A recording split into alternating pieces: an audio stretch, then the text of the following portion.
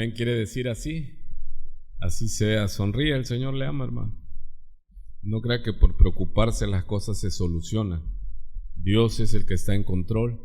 Y esto que cantamos habla de los atributos de Dios, de la persona de Dios. Hay algo imposible para Dios y es que Él mienta.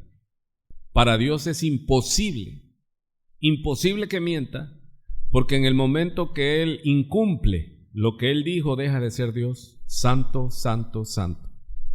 Dice, ¿habrá algo imposible para Dios? Sí, que mienta. Por eso es que nosotros debemos estar en Él. Dice que Él es inmutable. Y Él le dice a Israel ahí en Malaquías, porque yo Jehová no cambio, dice. Por eso no han sido consumidos, ¿quiénes? Los hijos de Dios. Porque Él no cambia. Él se mantiene fiel. El problema no es de Dios, ¿cuánto dicen? El problema es mío. Dios no cambia. Yo sí cambio. Y si no cree, vea una foto de cuando era joven y vean fotos de ahora. Desde ahí cambiamos. Físicamente ya hay un cambio.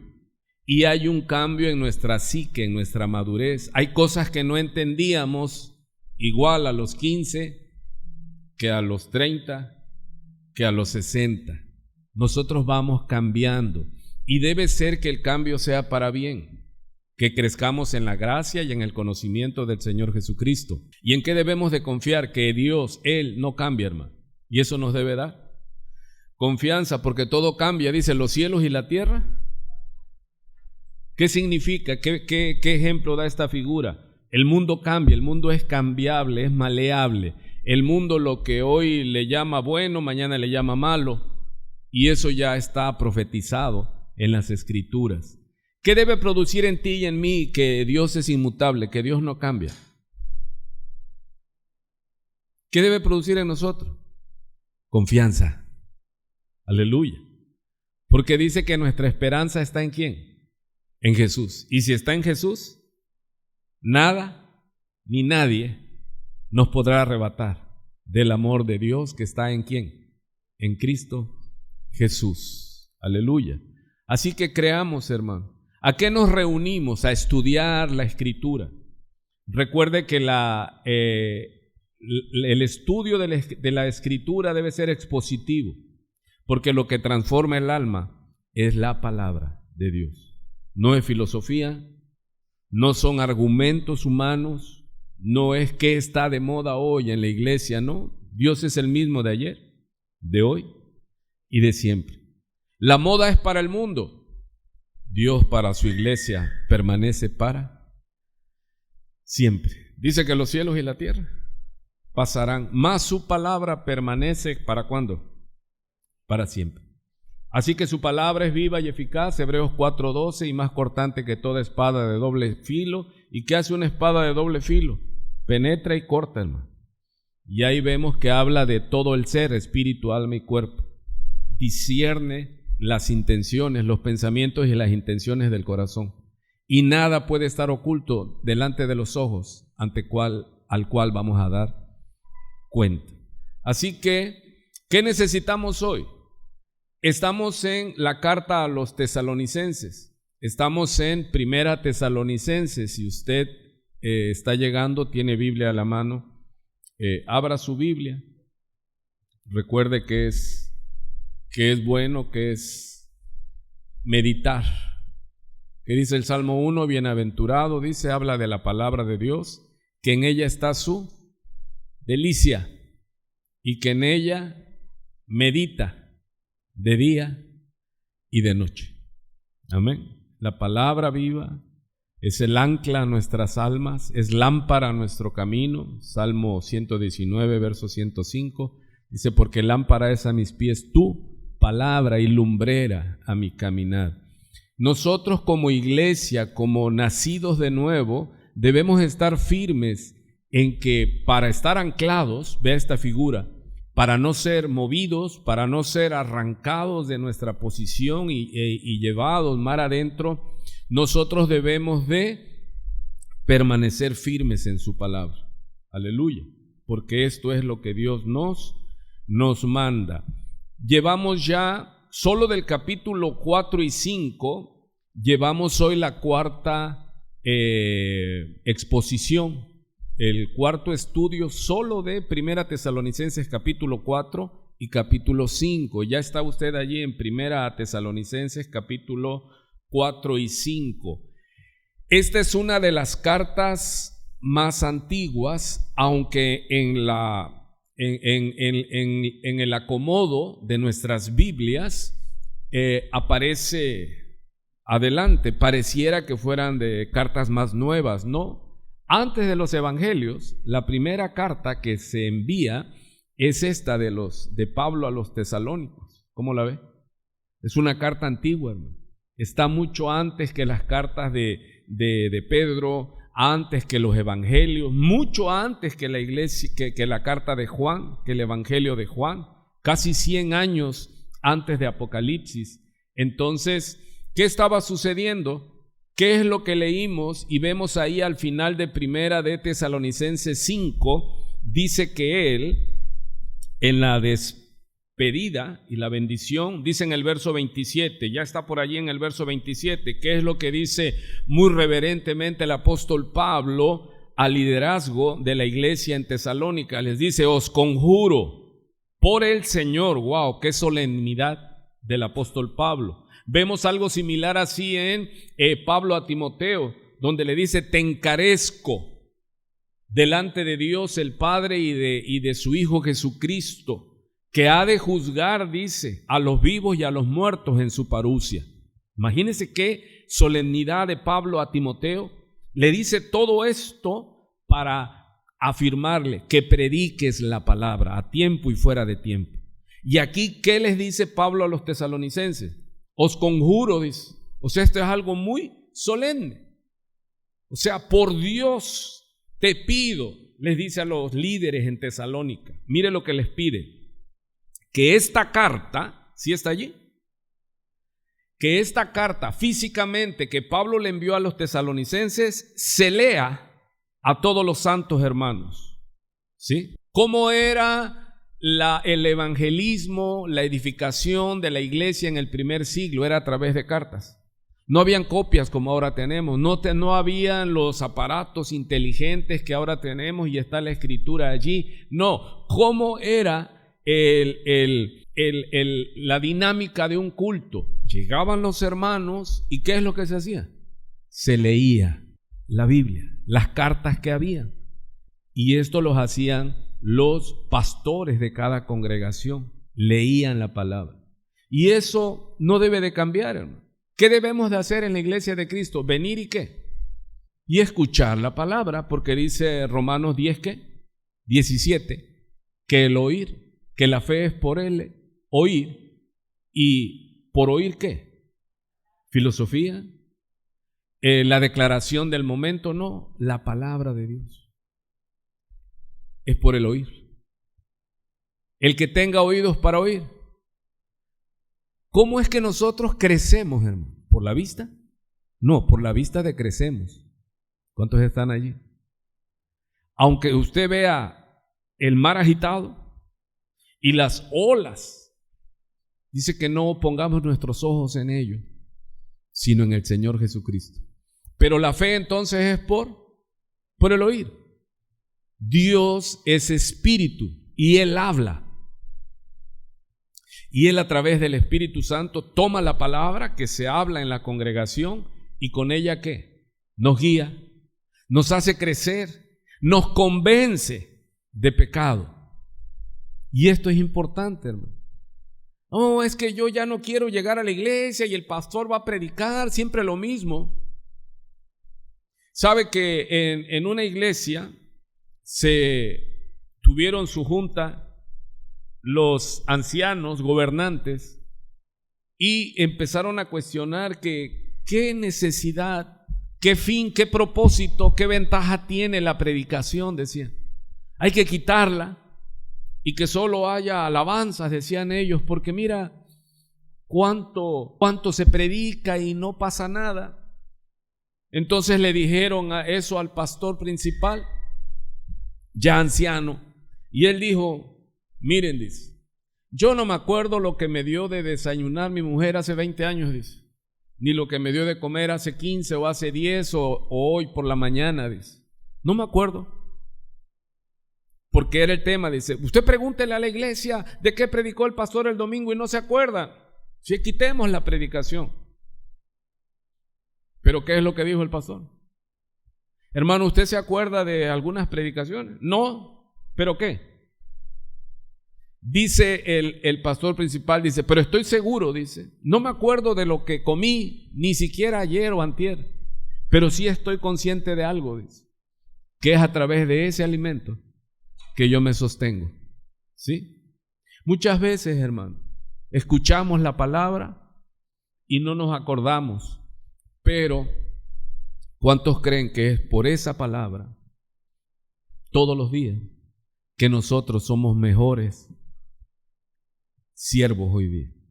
Aleluya. Dice que la palabra es como agua. ¿Y qué es lo que hace el agua? Lava. Dice que un viejo monje a un discípulo en el río le dio una jícara, una palangana, un bote, pero ese bote estaba perforado premeditadamente, y allí va el discípulo y llegaba con el agua y ya se queja con el maestro. Le dice, oiga, ¿cuándo voy a acabar si esta olla tiene huecos? Dice, quizás no termines de llenar, dice, el bote principal, pero siempre vas a tener un cubo más limpio siempre. Hermano, dice que la palabra debe estar ¿qué? Morando, constante. Y va a estar siendo ¿qué? Dice Romanos 12, transformados nuestro entendimiento. Necesitamos la palabra, hermano. Necesitamos ser renovados continuamente. Así que con esta introducción vamos a la palabra. ¿Qué leímos ahí? ¿Cuál fue la instrucción del apóstol Pablo a los tesalónicos? Que leyeran la carta. Y cada que ellos se reunían, y así fue el compendio de la Biblia, fueron cartas. La Biblia son 66 libros. En el Antiguo Testamento se conocen como libros, en el Nuevo Testamento se conocen como cartas o epístolas pastorales, que cuando ya se une el canon aprobado por la Biblia, 2000 años de uso avalan que esta es la palabra de Dios. Amén. Así que si alguien llega nuevo diciendo traigo un rema, traigo una palabra nueva o traigo algo que no se había dado cuenta la iglesia, está equivocado. Porque ¿cuántos saben que Dios no dejaría 2000 años a su iglesia ser desviada, hermano? No es de que sí, Dios esperó 2000 años para que apareciera el iluminado, no, ya está lo que debemos de hacer. ¿Qué tenemos que hacer? Escuchar continuamente la bendita palabra de nuestro Dios. Así que estamos en el capítulo 5. Vamos a continuar en nuestro estudio, porque de esto se trata, hermano, de estudiar la palabra. Y nos quedamos en el verso 19, pero quiero retomar algo que es importante que dijimos el domingo pasado. ¿Cuál es el contexto de la carta a los tesalonicenses? ¿Cuántos se recuerdan? ¿Cuál es el contexto? O sea, antes del texto, después del texto, la situación geográfica, cultural, histórica, qué estaba sucediendo y por qué el apóstol Pablo envía la carta de esta manera, de esta forma. Es que ya en los tesalonicenses habían cristianos que estaban entristecidos. ¿Por qué? Porque les habían profetizado que Cristo vendría y ya habían pasado 40 años que se había ido y Él no regresaba. Y entonces ellos decían, y los que hemos creído y ya murieron, o sea, ya ellos se perdieron, ¿no? Y ese fue el motivo principal por el que Pablo les escribe. Pablo les está diciendo que Él vendría. ¿Cuándo? ¿Qué les dice?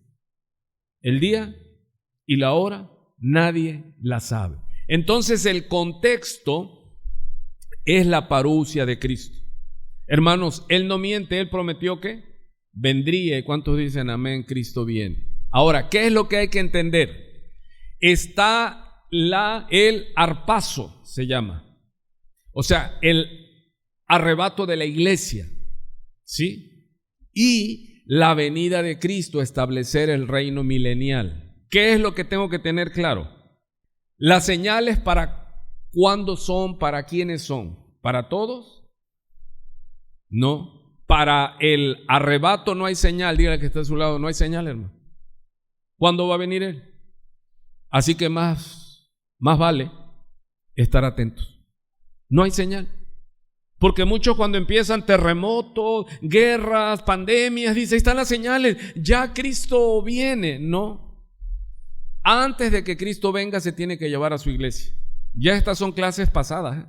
Búsquelo porque si no nos alcanza la hora de estudio. Pero aquel que no divide la iglesia e Israel se va a meter en muchas confusiones.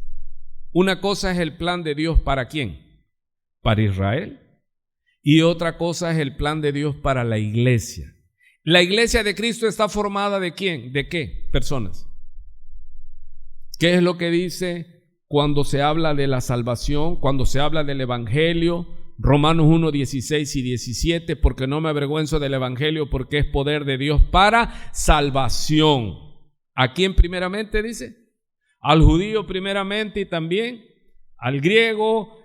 No hay hombre, no hay mujer. Y dice uno, ¿cómo está ahí esto? Sí, para la iglesia de Cristo es por gracia, no es por etnia, no es por méritos. Todos podemos alcanzar salvación por gracia. No es porque yo soy hebreo, valgo más que un gentil, que un mexicano. ¿Cuántos entienden eso? No. O sea, todos tenemos entrada porque Él murió, porque de tal manera amó Dios al mundo que dio a su Hijo unigénito. ¿Para qué? Para que todo aquel que en Él cree no se pierda, mas tenga vida eterna. En ti, le dice Dios Padre a Abraham, en ti serán benditas, ¿qué? Todas las naciones de la tierra. La iglesia se compone ¿de qué? Salvos en Cristo. ¿Sí? Aquí en la iglesia hay ¿de qué? Hay de todo, hermano. Y hay un plan de Cristo, de Dios para su iglesia. Dice el Señor, y yo edificaré mi iglesia, y aún las puertas de la muerte no podrán detener, no prevalecerán, no podrán más que mi iglesia. ¿Sí? Y antes de que venga la gran tribulación, la iglesia va a volar, hermano.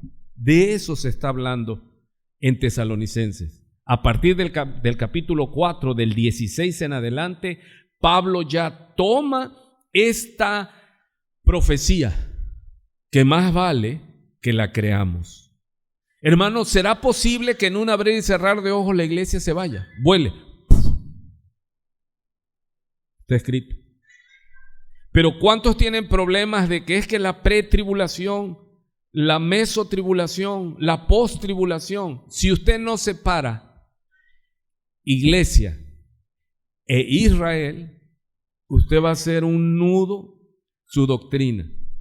Así como tienen hecho un nudo la doctrina que mezclan el Antiguo Testamento, mandamientos, leyes que no son para la iglesia de Cristo. Porque si no tendríamos un problema grave.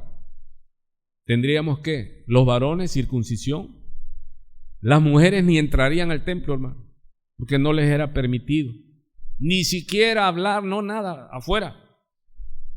¿Cómo la ve? No se trataba igual a la mujer, era prioridad del hombre sobre la mujer.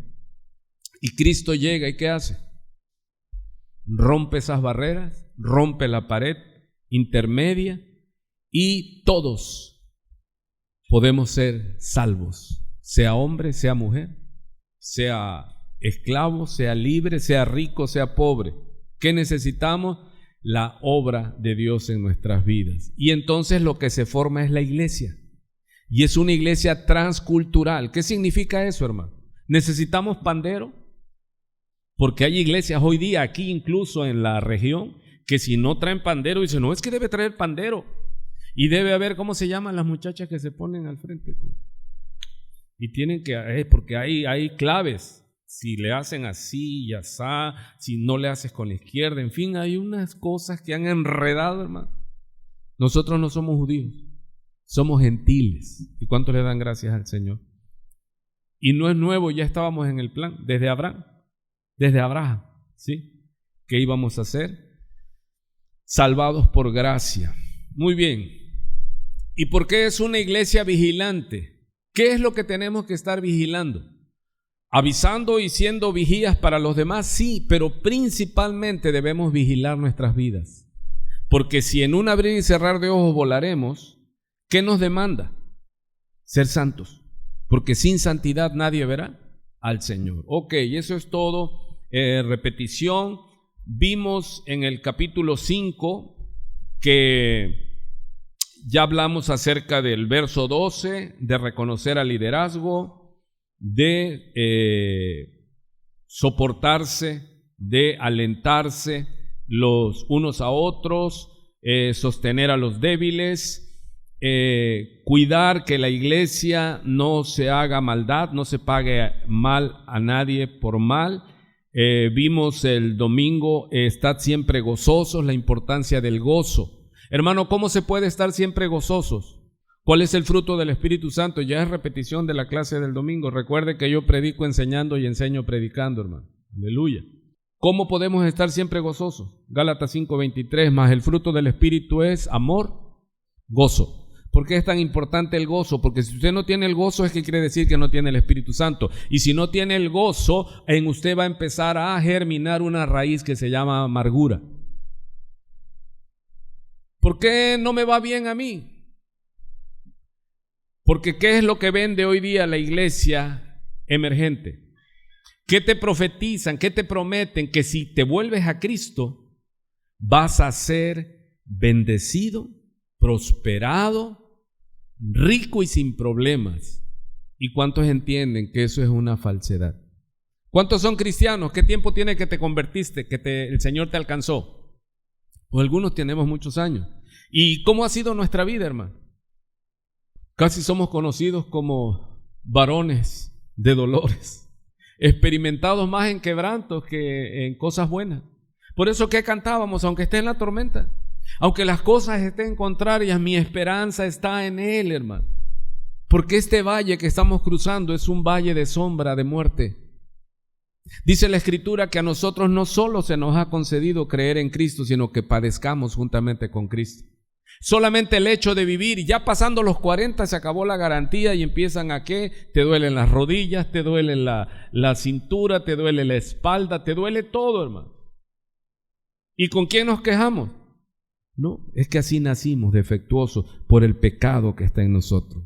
¿Por qué luchamos, hermanos, contra la amargura, la inconformidad? Le decimos, Señor, ¿por qué no se vale? No, no se vale, nos debería ir peor. Pero Él en su misericordia nos detiene tantas cosas, tanto juicio. Muy bien, vamos entonces a ver, ¿cómo debe estar la iglesia? Vigilante.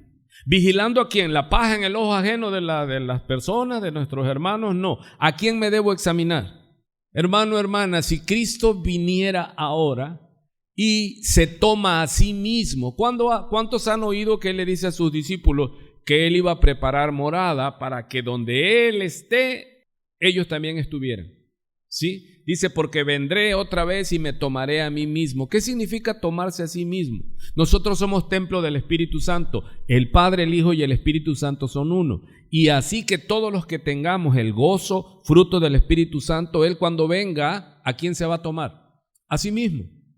Los que no han nacido de nuevo, los que no tienen el fruto del Espíritu Santo, tenemos que predicarles y decirles, si mueres hoy, ¿a dónde?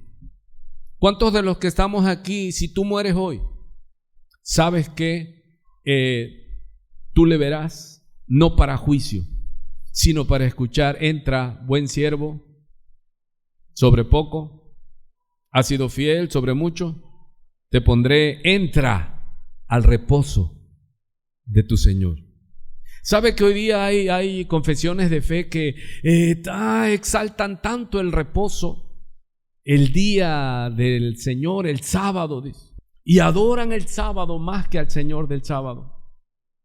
Pero ese reposo no es el que vamos buscando. ¿Usted va buscando un reposo de sol a sol? No, todos estamos buscando el reposo ¿qué?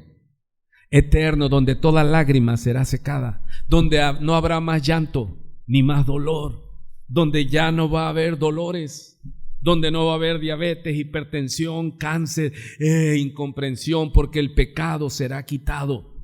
¿Por qué muere el ser humano? Viviendo morirás. Nosotros envejecemos y morimos. ¿Qué se confirma? Que el pecado está en nosotros y la paga del pecado es muerte, mas la gracia, la dádiva de Dios es vida eterna en Cristo Jesús. Y cuando Cristo venga y seamos transformados, porque cuando Cristo venga se queda en el aire, las tumbas se abren, les dice Pablo a los tesalonicenses, y los muertos en Cristo resucitarán primero. Si viene hoy y nosotros estamos, vamos a ser testigos de esa cosa. Que empiecen a llegar las señales ahí, que digan, se están abriendo tumbas en el mundo. ¿Y qué salen? Salen a esa hora, hermano. ¿Qué va a hacer usted? Me arrepiento. Y después de allí, los que hayamos quedado, seremos arrebatados, dice, y ocupa la palabra harpazo. Así como Felipe, que le predicó al etíope, después de que ya lo evangelizó, lo llevó al bautismo, dice que el Espíritu Santo, y ocupa la palabra harpazo, se lo llevó. Así, esas son cosas que pasaron. Enoc se lo llevó Dios y no vio muerte. Elías fue arrebatado por un carro de fuego. Y todas esas figuras, ¿de qué están hablando?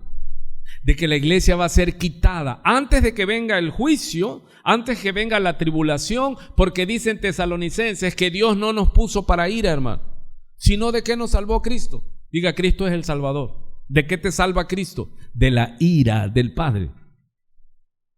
Antes de que venga el día grande y terrible, la iglesia va a ser levantada, ¿sí? Va a volar. Pero le decía yo, ¿y qué va a pasar en nuestro cuerpo? ¿Qué es lo que va a ser transformado? El pecado va a ser erradicado. Y se nos van a dar cuerpo sin. Y al no haber pecado, ¿qué es lo que no va a haber? Muerte. ¿Cuántos entienden eso que es tan sencillo? Morimos por el pecado que mora en nosotros. Pero cuando el pecado se ha arrancado en la transformación, en la transfiguración, entonces nosotros ya no tendremos enfermedad, ni llanto, ni más dolor. Estaremos eternamente con el Señor. Y esa es nuestra esperanza, y esa esperanza no avergüenza, hermano. Y nosotros nos vamos buscando el día de reposo aquí en la tierra, nosotros vamos buscando el reposo eterno. Y ese reposo será por los días, de los días, de los días, de los días, de los días, en la eternidad. ¿Qué debemos entonces cuidar, hermanos? Si está la promesa que Él viene, como iglesia, Pablo le está hablando ¿a quién? A la iglesia en lo general y en lo particular. ¿Qué es lo que yo debo de hacer y de ser? Conducirme. Yo debo guardarme porque está la promesa de la parusia del Señor. ¿Y cuántos creen que si Él dijo que vendría, Él viene? Él viene, hermano. Aleluya. Y ese es el motivo de la carta de Pablo a los tesalónicos, porque ellos ya decían, nos dijiste que venía Pablo y no ha venido. Y ya para segunda de Pedro capítulo 3 en adelante, del 16 en adelante, ya había hasta burladores que decían, no, que venía y no ha venido. ¿Dónde está la promesa de su advenimiento? Pero dice Pedro por el Espíritu Santo que Él no es que no viene por negligencia, Él no viene porque tiene paciencia para salvación. Hay gente que ya está grande y no se arrepiente, hermano. Dice, ¿y dónde está que Cristo viene? Mire, dos cosas. Él no viene por misericordia. Y la persona que no se arrepiente está atesorando ira para el día de la ira, del día grande y terrible de Dios. Y algunos dicen que es que Cristo no viene, pero ¿cuántos dicen yo hoy puedo ir? Buenas noches. ¿Cuántos pueden morir hoy, hermano? A la gente le da miedo cuando hablo de la muerte. Hay que prepararse. Porque les digo muchas veces cuando predico así en corto, le digo, mira, de esta vida nadie sale con vida. Todos vamos a morir. Aun cuando Cristo venga, vamos a morir a este cuerpo de carne y seremos arrebatados y transfigurados en el aire. Pero en todos nosotros sucederá muerte. Porque no puede haber resurrección, no puede haber vida si el grano de trigo no cae a tierra, se pudre, se muere ese cuerpo y sale. En 1 Corintios 15, el Señor está hablando de esta figura. Este cuerpo de pecado no puede heredar el cuerpo de salvación. ¿Cuántos entienden eso? ¿Verdad que sí está entendible? ¿Sí? Ok. Como iglesia, me llevé media hora en explicar todo esto. ¿Cuántos entendieron? ¿Y para cuánto fue repaso? Pablo le dice a los filipenses en Filipenses capítulo 3, para mí no me es gravoso, dice, el escribiros las mismas cosas y para vosotros es seguro. Hermano, ¿cuál es la base de la educación? O sea, ¿en qué se establece? Diga conmigo, en la repetición. ¿Quién practica la repetición? Desde un principio, ¿quién dijo? Y estas cosas que yo te mando hoy, ¿qué dijo el Señor? A Israel, las repetirás a tus hijos y a los hijos de tus hijos. Una vez más os digo, el Señor es el que establece esto, hermano. Y la pedagogía humana ha entendido. ¿Cuántos se acuerdan? Hacíamos una plana. No debo faltarle respeto a mis compañeros en el salón de clases. ¿Cuántos se recuerdan? Hermano, usted tiene hijos, fueron chiquillos y usted les decía, no, eso no se hace, eso no se come, eso no se dice. No se meten metales al contacto eléctrico porque te va a venir una descarga eléctrica. Y nuestros hijos ya crecieron y ya son perfectos. O seguimos diciendo ¿qué? Hijito, te vuelvo a decir por enésima vez que esto no se hace. Tienes que ser respetuoso, tienes que ser esto. ¿Qué necesita el ser humano? ¿Cuál es la dinámica? Y esto es divina, es repetir. Por eso algunos dicen, pastor, es que no se me graban los versículos. Siga grabando, se van a quedar. La palabra debe morar abundantemente en nosotros, pero ¿cómo? Hay que alimentarse de la palabra, de la palabra, de la palabra, de la palabra. Y cuando usted se dé cuenta, hermano, la palabra va a fluir. En Mateo 4, en la tentación en el desierto, ¿cómo fue la batalla? Si eres el Hijo de Dios, di que estas piedras se conviertan en pan. ¿Y qué le dijo el Señor Jesucristo? No solo de pan vivirá el hombre. Escrito está. Si eres el Hijo de Dios, lánzate. Escrito está que a sus ángeles enviará para que te tomen y tu pie no tropiece en piedra. Le dio el Salmo 91, versos 11 y 12. Así cuando los católicos no leen la Biblia y abren sus Biblias grandísimas en el Salmo 91, versos 11 y 12, el diablo ahí se lo aprende. Digo, es mi deducción. Porque el diablo sabe más Biblia que los cristianos. ¿Y cuál es y cómo es la batalla espiritual? Es con la palabra de Dios, hermano. No es cruz, que se vaya el diablo y venga Jesús. No es que te reprendo, diablo, no. ¿Con qué palabra vas a reprender a Satanás? ¿Con qué palabra usted va a desarmar a Satanás? No son mantras, no son decretos metafísicos. ¿Es con qué? Así dice el Señor. No hay condenación para los hijos de Dios. Hemos sido perdonados. Nuestros pecados han sido lavados, perdonados. No con agua, sino con la sangre preciosa del Cordero de Dios. Cuando venga el acusador, cuando te equivocaste, hermano, usted se ha equivocado.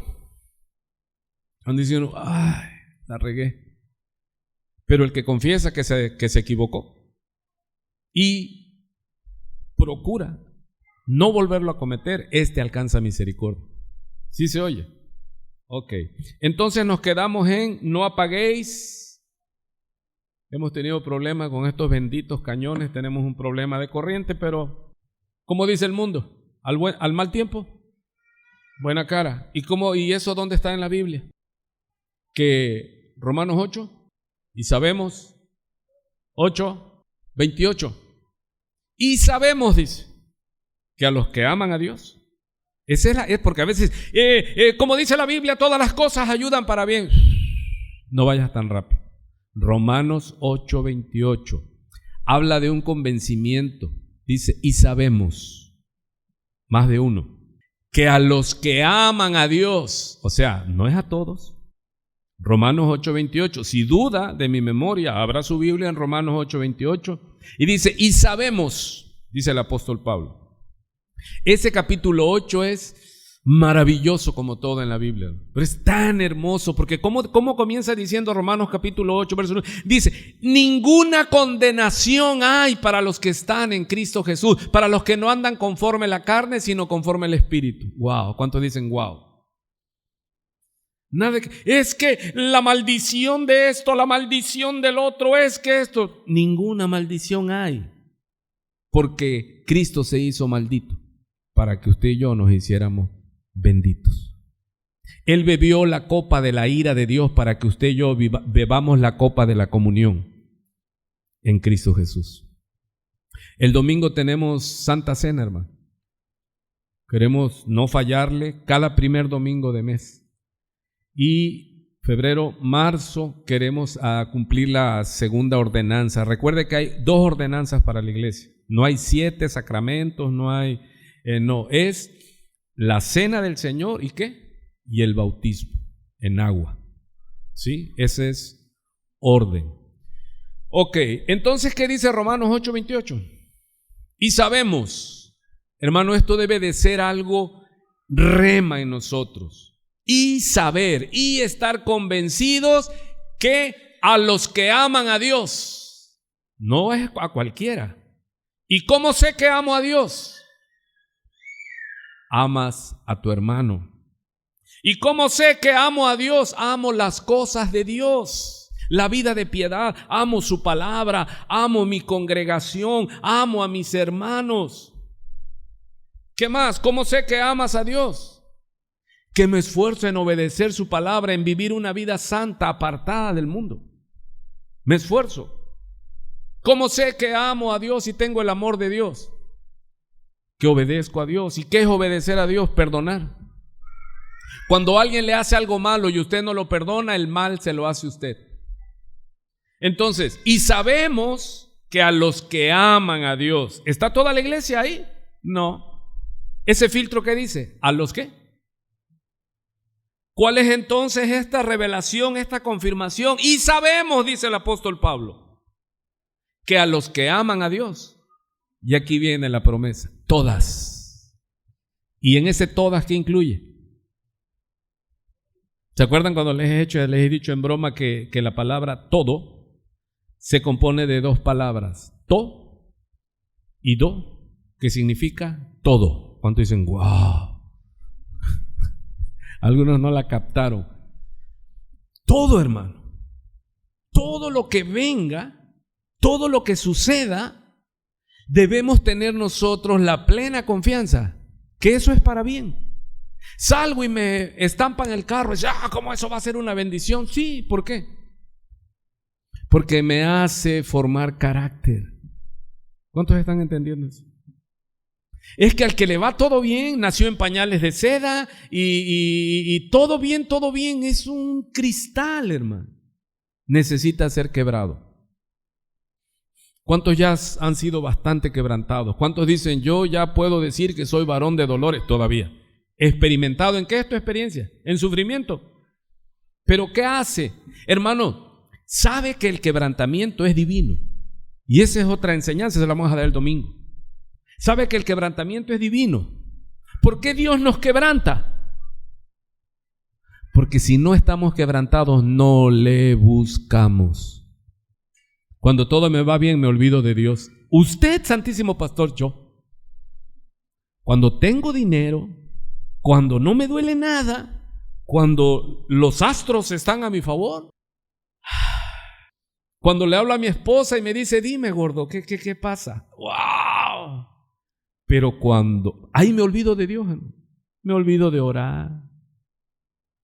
Pero cuando viene el quebranto, que me hace pasar una mala noche, cuando hay amenazas en el horizonte, cuando te enteras que hay maldiciones que a los que tú has servido te lanzan, entonces empieza lo que se llama ¿qué?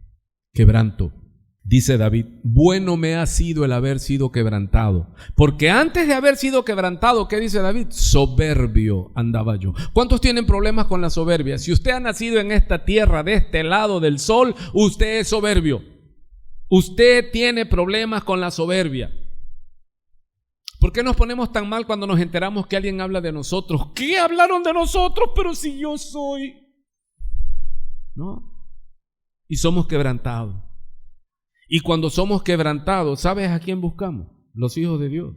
Y mucha gente llega a Cristo porque ya en el mundo fue quebrado. Así que el quebrantamiento es divino. ¿Está ahí?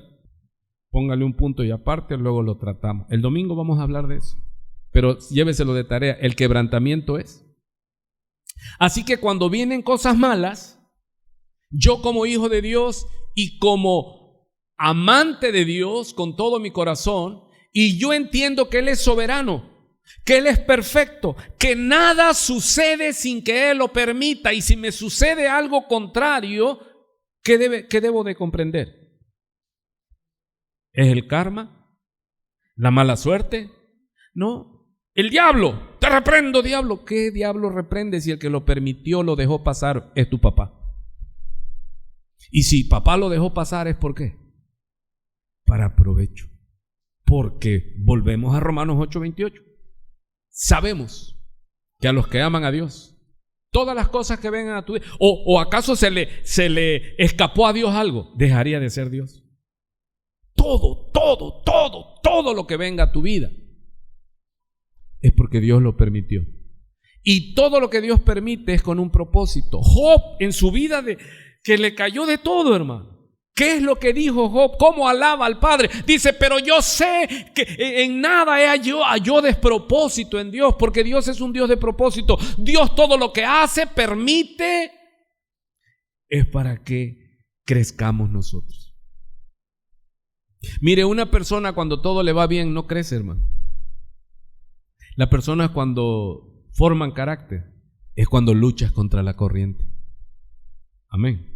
Así que cuando algo viene en contra, pues nada más pídale a Dios fuerza, valor. A los hombres le digo, sea hombre. Y a la mujer, ¿qué le decimos? Sea mujer, sea guerrera. No es de que... Si contra qué le puso a luchar el Señor, con dolor darás a luz. Nada más ser mujer ya es estar, si no ha tenido hijos, ya es estar diciendo, vas a ser mamá. Y ese día vas a experimentar. Y ese día hasta en lenguas vas a hablar, hermano. Sí, nada es que, ay, que se me corrió el maquillaje, ahí se te va a correr todo, hermano, porque ese día dice dolores de parto. Y el papá que está esperando afuera en la sala de espera, también sufrimos dolores de parto, hermano. Porque está, ¿cómo vendrá? Vendrá bien. Ay, no vendrá. Y viene el diablo y te dice, por tanto pecado y tanta droga y tanto alcohol que te metiste, va a salir mal, las orejas le van a salir por otro lado. Y dice, ay, Dios mío, y estás, y hablas en lengua y ayunas y oras y doblas rodillas. ¿Se da cuenta que el quebrantamiento es qué? Es un plan de Dios. Porque somos muy delicados, hermano. Por eso la iglesia donde no te hablan la verdad y se llena, porque les endulzan el oído. Pero una iglesia donde se habla la verdad no les gusta. ¿Sí? Ok. No apaguéis al Espíritu Santo. Yéndonos al extremo, la pregunta sería, ¿puedo yo tener influencia sobre el Espíritu Santo? ¿Puedo yo hacer que el Espíritu Santo... Mire, Dios es una persona, diga conmigo, Dios es una persona. Y como persona tiene sentimientos, pero Él es perfecto. Dios ama, Dios se alegra. ¿Cómo? Sí. Dios se entristece. ¿Cuántos están oyendo? Dios aborrece. No es que Dios es amor, sí, pero en mi Biblia dice que Dios está airado contra el impío todos los días. La maldición de Jehová está en la casa del impío. Dios está airado, Dios está enojado contra el que sabe la ley de Dios y hace lo que su carne y su voluntad le manda. Y esos provocan la ira de Dios. Dios entonces, si el Padre es una persona y tiene sentimientos, ¿el Hijo qué? Jerusalén, Jerusalén. ¿Y qué nos dice la Escritura? Que Él estaba en una colina y estaba mirando a Jerusalén. ¿Y qué es lo que dice ahí en la Escritura? Que Jesús ¿qué? lloró. ¿Cuántas veces quise juntarte como la gallina junta sus polluelos, pero no quisiste? ¿Y qué provocó en tu Señor y mi Señor Jesús? Dolor tal que lloró. Jesús lloró. Entonces, ¿yo puedo entristecer al Espíritu Santo? Sí. Porque la obra del Espíritu Santo, recuerde, bíblicamente el Padre está en su trono. ¿Quién está a la diestra? Jesús. ¿Quién está en la tierra? El Espíritu Santo. ¿Qué es lo que hace el Espíritu Santo en la tierra? Convence de pecado. Nos guía a toda verdad. Amén. Entonces y el Espíritu Santo está santificando, está preparando a la novia para que sea una novia limpia, sin manchas y arrugas. ¿Cómo la ve? Y entonces si es el Espíritu Santo y nos lleva a la santidad, y cuando tú y yo, hermano, voluntariamente, decididamente nos enfangamos, nos vamos al pecado de bruces, y el Espíritu Santo ha estado trabajando en nosotros. Dice que ahí, ¿qué es lo que sucede con el Espíritu Santo? Se constriñe, se entristece. ¡Wow! ¿Qué Dios tenemos? Un Dios que ama, pero también es un Dios que aborrece. Un Dios tan santo que se enciende en ira contra el pecado y puede hacer que la tierra se abra y que una tribu completa se vaya. Hermanos, el infierno, ¿diseño de quién es? ¿De Satanás? No se equivoque. ¿Quién envía a los pecadores irredentos al infierno? Ahora, Dios, sus decretos son eternos. Él no va a cambiar. Él no va a decir, bueno, viviste una vida de hacerme airar, de no caminar en mis consejos y te envía al infierno, pero por buena conducta te voy a sacar del infierno. No, eso se ve aquí en los judiciales, en lo jurídico. Pero Dios, cuando decreta algo, ¿qué es lo que dice la Escritura de Dios? Que Él no cambia. El que cayó al infierno ya no sale. Y esto debería de ponernos a temblar a nosotros. No es de que va a ser por buena conducta. Le habíamos dado cadena perpetua, pero le vamos a dar libertad condicional. Que salga, pero hay que estarlo vigilando. No, esos son para los jurídicos. Pero lo que Él decretó es que es eterno. Dice, con amor, ¿qué? Eterno te he amado. Por lo tanto te prolongué mi misericordia. ¿Qué tiempo nos prolongó su misericordia? La misericordia de Dios sobre nosotros. Para siempre. ¿Y eso no le alegra? Él nunca, si ya te amó, Él nunca te dejará de amar. Porque el amor de Dios nunca deja de ser. Mi alma alaba a Jehová. Nosotros, hermanos, amamos hoy y mañana ¿qué? Ya llegan con el papel ahora, ¿no? Los matrimonios jóvenes. ¿Y qué traes ahí, mi vida? Traigo la carta de divorcio, fírmale. Dice uno, ¿pero por qué? Porque sí, ya no quiero más. Pero con papá, que Él nunca deja. Si alguien te dice ya no te amo, dile, pues la verdad, bíblicamente, a la luz de la palabra, nunca me has amado, porque dice que el amor que es de Dios nunca deja de ser. Así que si a usted le engañaron, que la amaban más que a ninguno y la dejaron o lo dejaron, le pintaron un cuento chino. Nunca le amaron. ¿Cuántos aquí empiezan con sus lagrimitas? Me engañó, pues sí te engañó.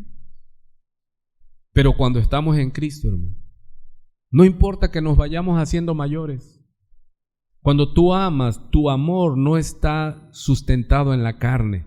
Yo les digo a los jóvenes, mira, el que se casa con una falda corta siempre va a encontrar una falda más corta en su vida. El que se casa con un pantalón ajustado siempre va a encontrar un pantalón ajustado en su vida. Pero cuando Cristo está en nosotros, podemos amarnos. Van pasando los años. ¿Qué empiezan a aparecer con los años? Aparecen las estrías y desaparecen las cabelleras y desaparece el cabello negro y empiezan las canas. Pero cuando estás sustentado en Cristo, sigues estando apasionado y enamorado. Esa es poesía, pastor. Pues si no conoces a Cristo, no. Yo veo a mi esposa y sigo enamorado de ella. Está guapa y la veo y le digo, estás chula, mi amor. Amén. Porque el amor no debe estar sustentado en la carne. Perdón, me desvío un poco, vamos a regresar. Ok. dice: no apaguéis al Espíritu. Puede usted apagar al Espíritu, pero ¿de qué está hablando? No que vamos a apagar al Espíritu Santo y el Espíritu Santo va a estar triste. ¿Por qué? No, usted puede apagar la obra del Espíritu en la vida de ¿quién? Tu vida. Tu vida. Por eso habla de la llenura del Espíritu Santo. Cuando dice pleró, mi copa está rebosando. Hermanos, hay días sin que usted me diga sí o no. Yo sé, yo tengo aquí que sembramos 18 años. Y he visto gente que llega y su copa está ¿qué? Rebosando y están eufóricos. Aleluya, gloria a Dios. Hablan en lenguas, quieren levitar. ¿Qué hago, pastor? Dígame, ¿qué hago? Mantén el fuego encendido. Porque al pasar de los años, ¿qué? Apagan el Espíritu Santo en ellos. Ya vienen a la iglesia. ¿Cómo vienen, hermano? Hay un término muy mexicano que dice arrastrando la cobija.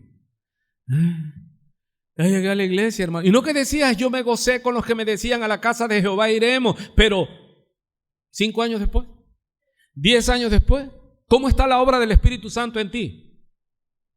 En el altar de Dios, en el altar de Dios, el fuego está encendido. En el altar de Dios, en el altar de Dios, el fuego está encendido. Y la estrofa se decía: nadie lo podrá apagar, nadie lo podrá apagar, porque el fuego del Señor en mi corazón está. Y cantarlo es fácil, pero ¿cómo estás?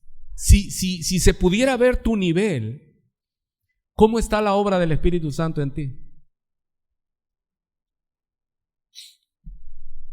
¿Estás ardiendo para el Señor? ¿Tienes hambre y sed de la palabra? Cuando hay santa convocatoria, tú eres de los que están temprano en el templo, acomodando sillas, esperando a los demás. ¿Cómo está el Espíritu Santo en ti? ¿Puede decir que estás ardiendo para Dios? ¿O se puede decir que en ti la obra del Espíritu Santo está como tristísima? ¿Por qué se queda así de serio? Dice: ¿seré yo, maestro? ¿Cómo está la llenura del Espíritu Santo en ti? ¿Cómo está la unción? Si has leído las 10 vírgenes, ¿tú te identificas con las 5 prudentes o con las 5 imprudentes? ¿Cómo está el fuego, hermano? No, es que en la iglesia. No es la iglesia, esto es una responsabilidad personal. Dígalo conmigo: es mi responsabilidad no apagar la obra del Espíritu Santo en mí.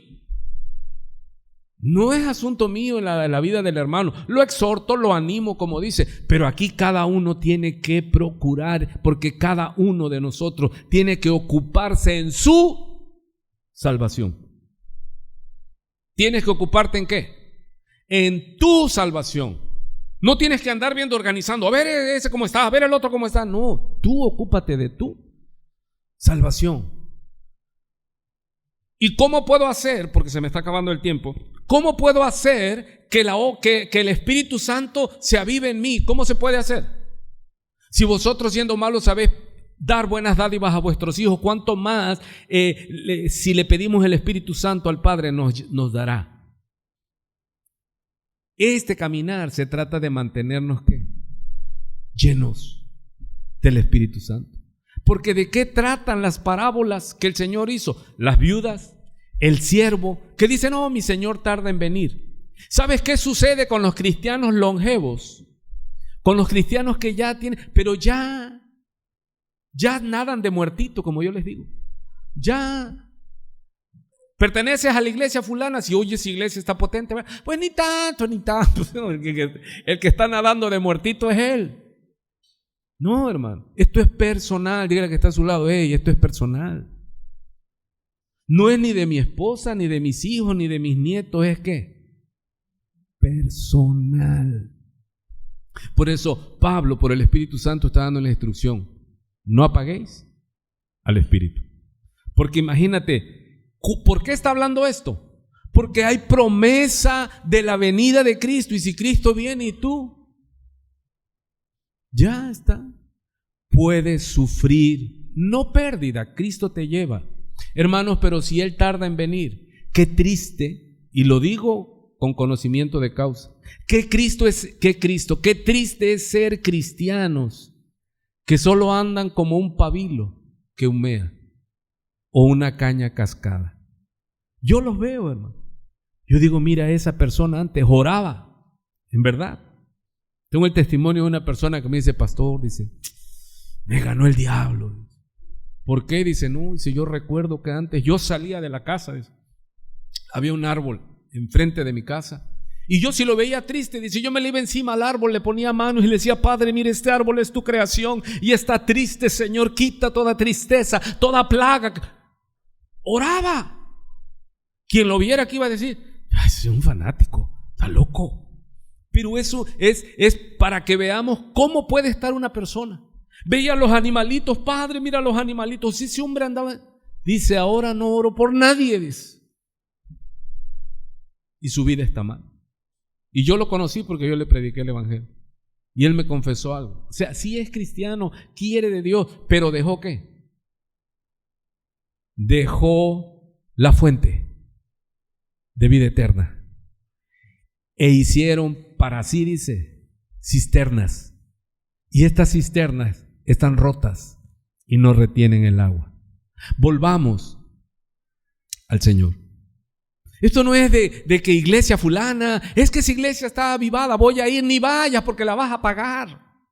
Por lo menos ya le saqué una sonrisa franca.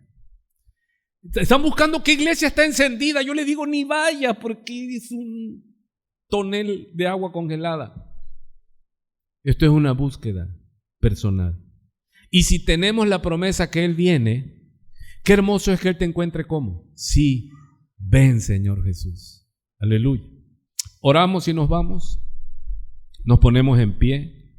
Así que tenemos que ser una iglesia vigilante. ¿A quién debemos de vigilar? ¿Al pastor?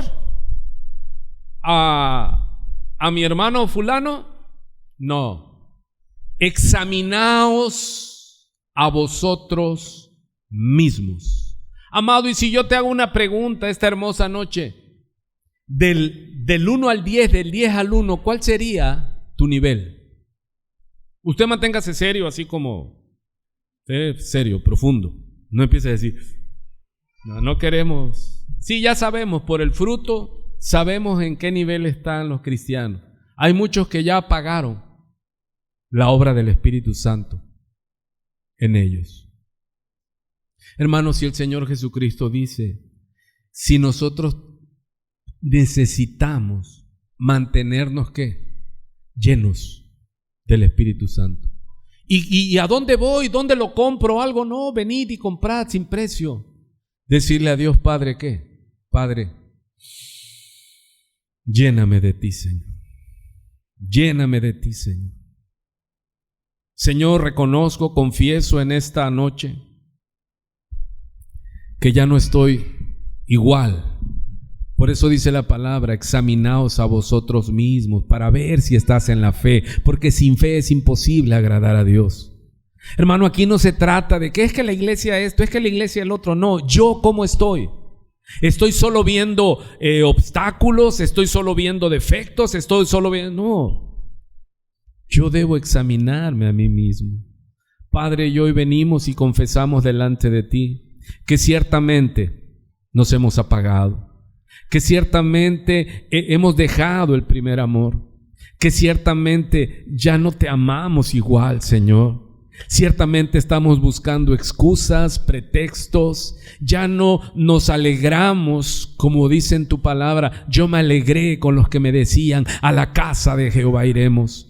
Perdónanos, Señor, porque hemos contristado, hemos detenido la obra en nosotros, con justificaciones, autojustificaciones, culpándote a ti, a la vida, a nuestros cónyuges, a la vida, a la ciudad donde vivimos.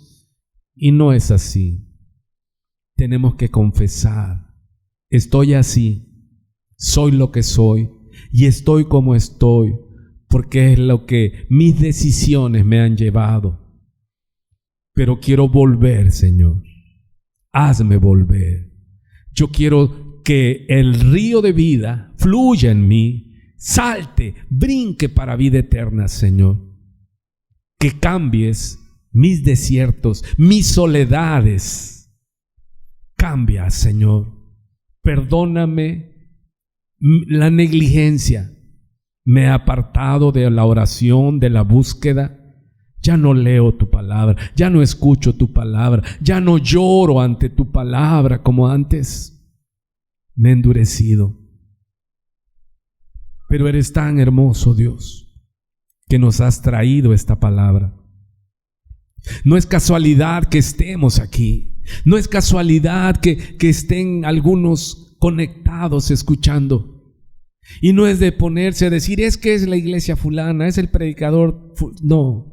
La palabra de Dios ha sido expuesta. Él viene. Hallará fe en la tierra el Hijo del Hombre cuando venga.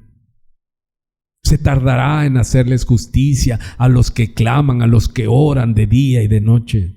Volvamos a la cruz. Volvamos a Él. Arrepintámonos de nuestra rebelión, de la dureza de nuestro corazón y volvamos a hacer lo que antes hacíamos. Llorábamos sensibles a la palabra, compartíamos la palabra, ayudábamos al necesitado, al menesteroso, a los enfermos, orábamos por los que sufrían. Ay, Señor, vuélvenos a ti, Señor. Te lo suplicamos. No queremos que vengas y estar sufriendo vergüenzas cuando podemos volar con confianza y alegría. Cuando nos enteremos que tú vienes, volar hacia ti con alegría y convicción. Yo oro, Señor, por mi vida y por la vida de tu iglesia y de todos los que oyen y van a escuchar este sermón. Es mi deseo que ojos, oídos sean abiertos y corazones quebrantados y que reconozcamos que hemos entristecido al Espíritu Santo en nuestras vidas. Todo esto te lo pedimos, Señor, en el nombre y por los méritos, aleluya, de nuestro Señor Jesucristo. La paz de Dios sea con nosotros. Que el Señor bendiga lo que resta de esta noche. Buen provecho. Hasta la próxima. Dios le bendiga, iglesia. Estamos despedidos. Amén.